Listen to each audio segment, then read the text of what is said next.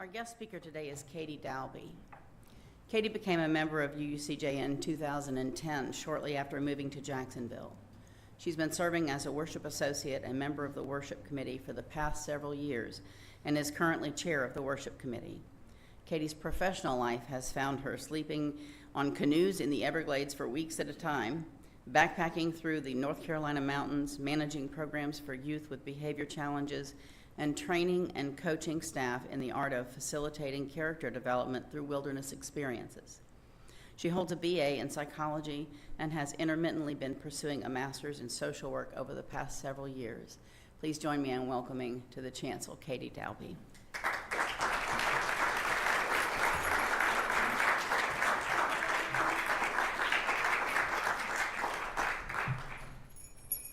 I'm going to put the bells away so I don't accidentally ring them.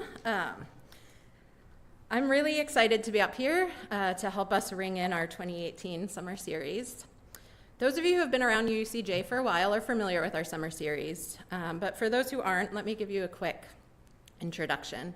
Every summer, our minister takes a break from the pulpit to step away and recharge his batteries, rejuvenate before diving into the next church year in September. You may notice our current minister, Philip, still tends to be around a fair bit in the summer, but at least we're giving him and his family some Saturday nights free of last night's sermon writing. Over the past few years, we've established a pattern of alternating between a religious-focused summer series and a social justice-focused series.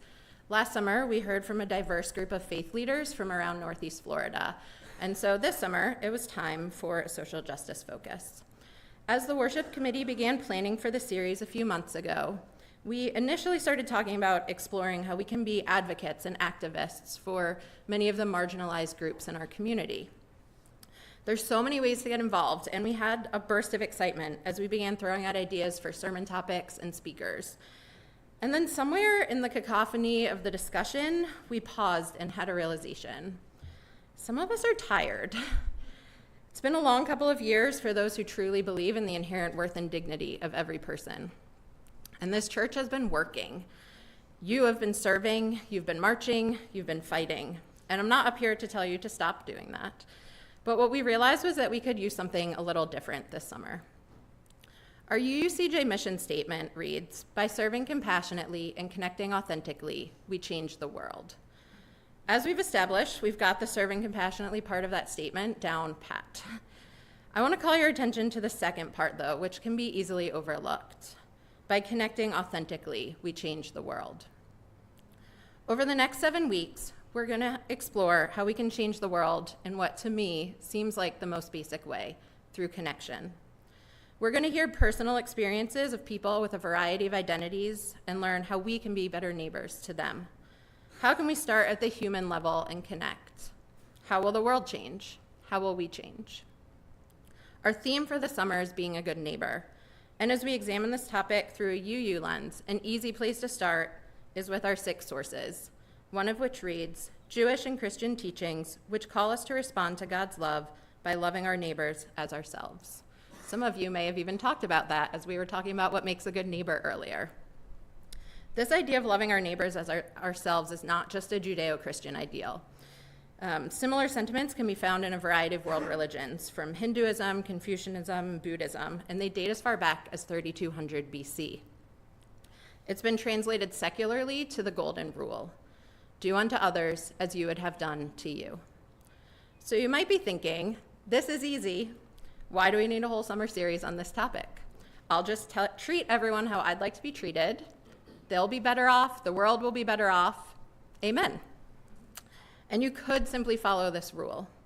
But if our goal is to truly connect and honor the inherent worth and dignity of every person, this rule, when taken at face value, has a major flaw.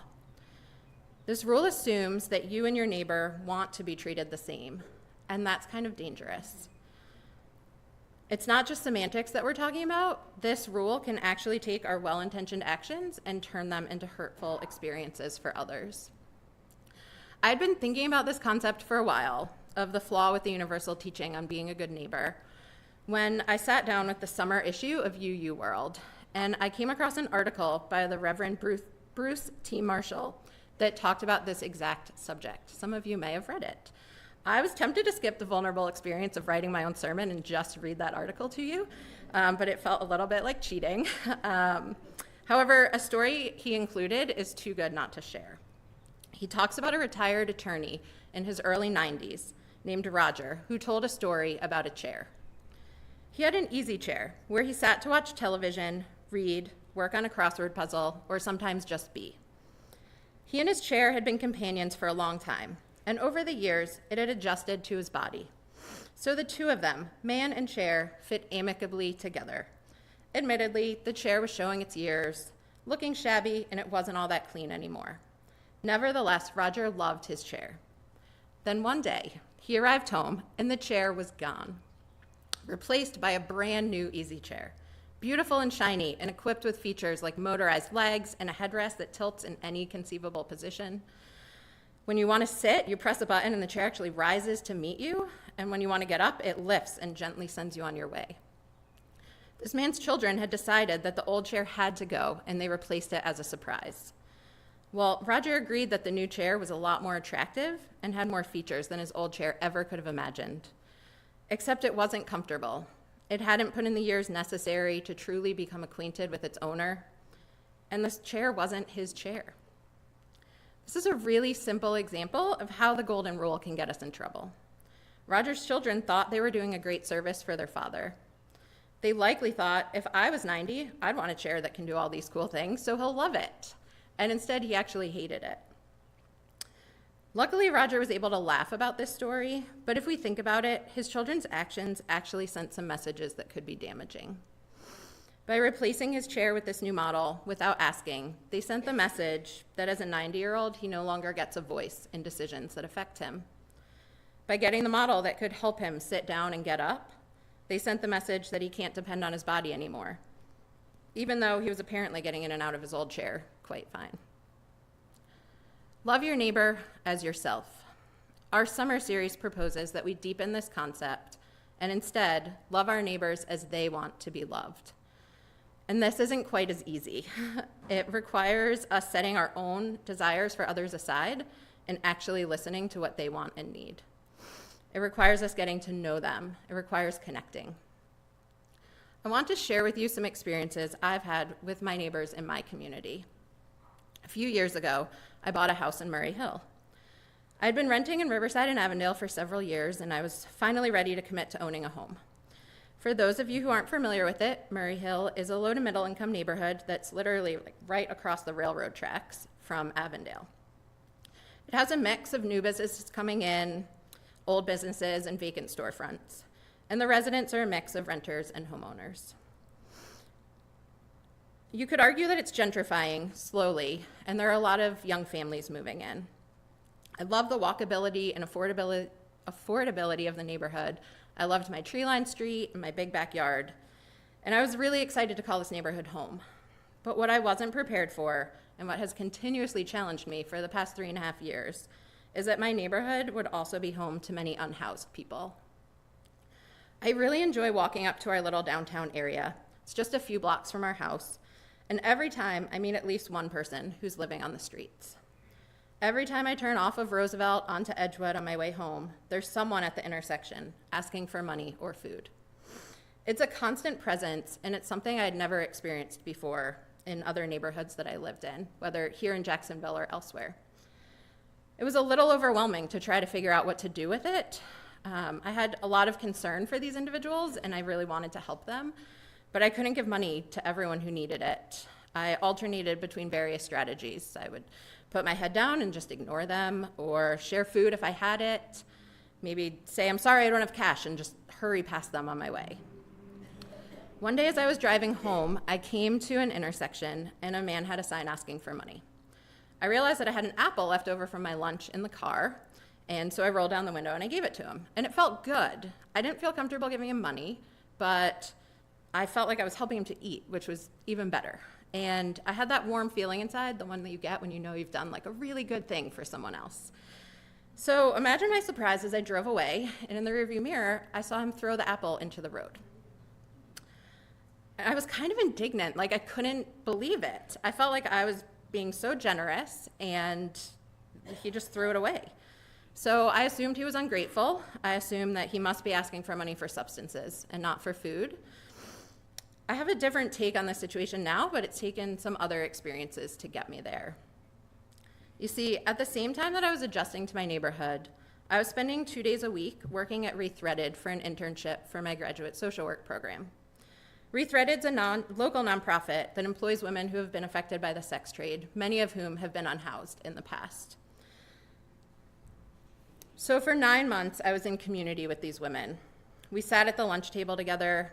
We talked about our weekends, about our good days and our bad days. We laughed, we commiserated, all the things that coworkers and friends do. And I also heard their stories. I heard about their experiences living on the streets, what put them there, and what kept them there. And through this experience, I began to see my unhoused neighbors differently. From one woman who had lost most of her teeth from drug use and lack of dental care, I learned how hard it is to eat an apple without teeth. I don't know if that's the reason that man threw away the apple that I gave him, but it certainly could have been. I tried to help him the way that I would have wanted to be helped, without finding out what he really needed. You'd think I would have learned from this lesson, but a year or two later, my husband Steve and I were at the same intersection, and there was a different gentleman asking for food or money. We had just stopped at Dunkin' Donuts to satisfy Steve's sweet tooth, and we had a box of donuts in the car. We rolled down the window and handed the man a donut, and he seemed really genuinely thankful, and then explained that he was going to give it to his dog. As we pulled away, I was kind of indignant again. Like, I couldn't understand it. If I was hungry and someone offered me food, I would eat it. So the idea of giving it to a dog just didn't make any sense to me, and it honestly, I felt a little insulted. But later, it might have been a couple weeks or a couple months, I'm not quite sure, I learned that someone had been hit and killed by a train at that intersection. When I searched for more information, I learned it was that man with the dog. It turned out that his dog got spooked by a train horn and ran on the tracks, and the man followed it, trying to get him off before the train came, but was too late. I couldn't explain why at the time, but I was really affected by this, and I tried to find all the news stories I could to understand not just what had happened, but who this man was. His name was Scott, and he was 61. He had struggled with depression and alcoholism throughout his life. He was a father and a grandfather who loved playing with his grandkids. His son hadn't heard from him in a while and wished he had known where he was so he could have helped. But the thing people talked about most, everyone from his son to the owner of the Chinese restaurant in our neighborhood, was how much he loved that dog. Anytime he had money, he always fed the dog first. That dog was his support system, helped him get sober, was always by his side. And in the end, he gave his life trying to save that dog. When we met this man, I entered from my sense of privilege. From what I knew at the time, the loving thing for me to do was to give this man food and for him to eat it. What I realize now is that if I had more time to talk with him, I quickly would have learned that the way to show him love was to feed his dog. I realize now that the reason the man's death affected me so much is that he wasn't just some man on the street. He was my neighbor. A few months ago, I was out for a walk in my neighborhood with my daughter Riley in the stroller. I was about to cross the street, and as I looked across, I saw one of the women that I worked with at Rethreaded. I don't want to use her real name, so we'll call her Mary. Mary and I worked closely together in my time there, and I knew her quite well.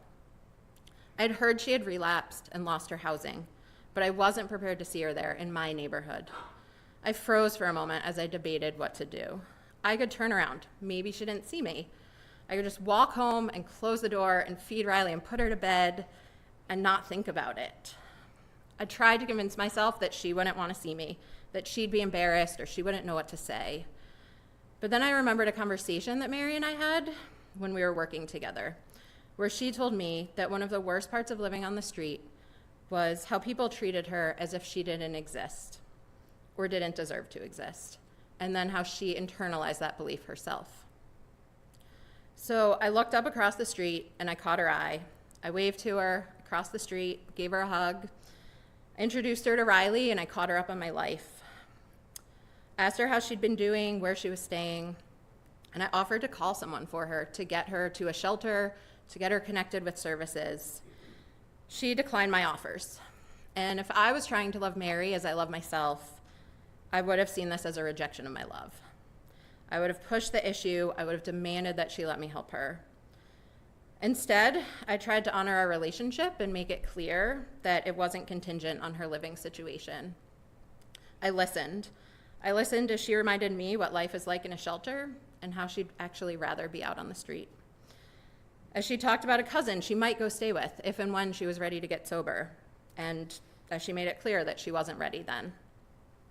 I made sure she knew where help was if she changed her mind, and I gave her a hug goodbye.